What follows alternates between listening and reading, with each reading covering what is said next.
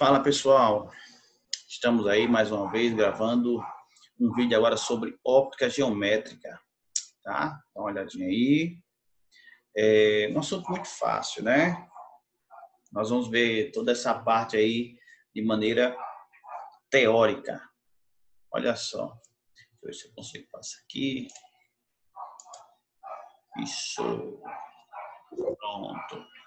Olha aí, a primeira parte vai falar assim, raios de luz, feixes e fontes de luz. É muito importante você saber a respeito dos feixes, né? Geralmente aparece a palavra convergente, divergente.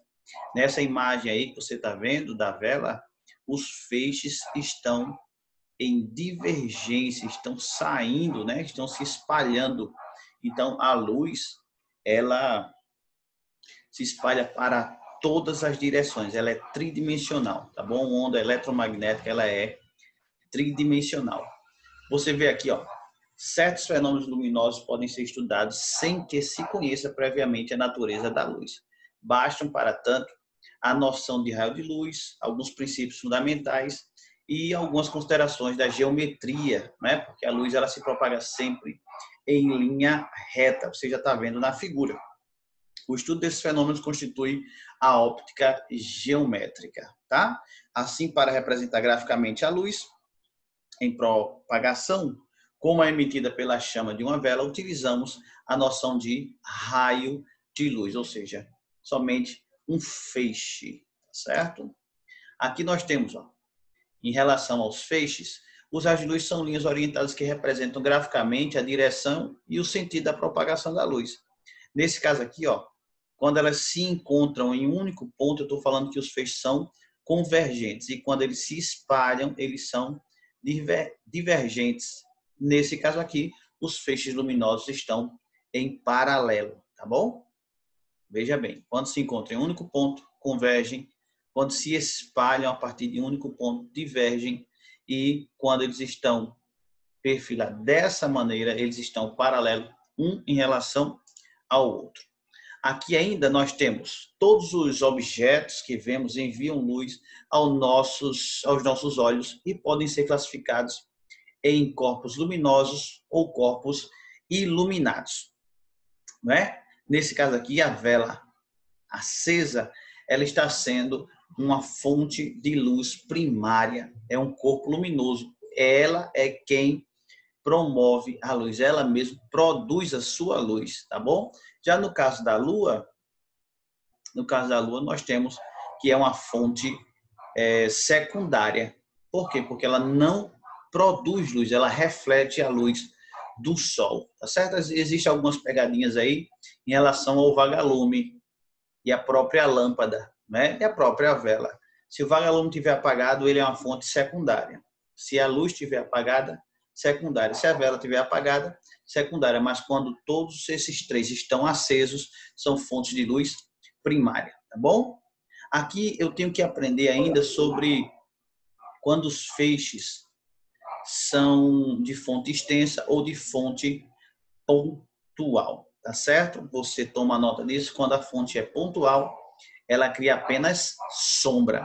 Quando a fonte é extensa, ela cria sombra e penumbra. A gente vai ver isso um pouco mais adiante. Então, a fonte de luz também pode ser classificada em pontiforme, né?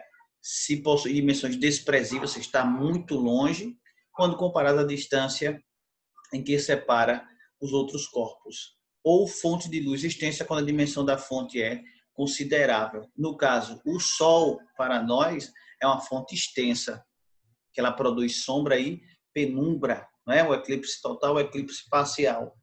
Já as estrelas, que estão bem distantes, elas só são apenas um ponto no universo, né? Um ponto de luz. Então, elas são fontes pontuais. O Sol, como ele passa a ser uma fonte primária muito próxima, ela cria sombra e penumbra, tá bom? Então, fonte pontual, sombra.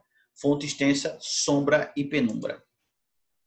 Aqui ainda nós temos a fonte de luz, também pode ser classificada como luz monocromática. A palavra monocromática significa dizer que só tem uma cor, tá bom? Possui uma só cor E a policromática, existem várias cores diferentes. Ok? Aqui, ó, a luz branca, quando ela atravessa esse prisma, ela sofre uma refração, que é um desvio da luz, e uma dispersão, ou seja, um espalhamento das ondas de luz ou da onda luminosa. Tá bom? Qualquer que seja o tipo de luz monocromática, sua velocidade de propagação no vácuo é sempre a mesma e aproximadamente igual a 300 mil quilômetros por segundo. Bom? Vamos lá. Isso. Tipos de meios, né? Meios transparentes, translúcidos e opacos. Quando os meios são totalmente transparentes, você consegue ver perfeitamente a imagem do outro lado.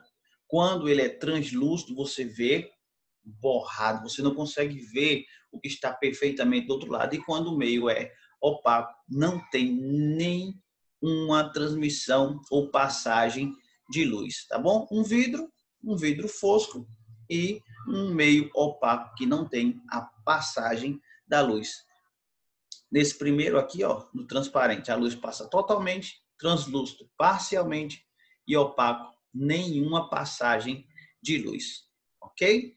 Até o próximo vídeo, tá bom?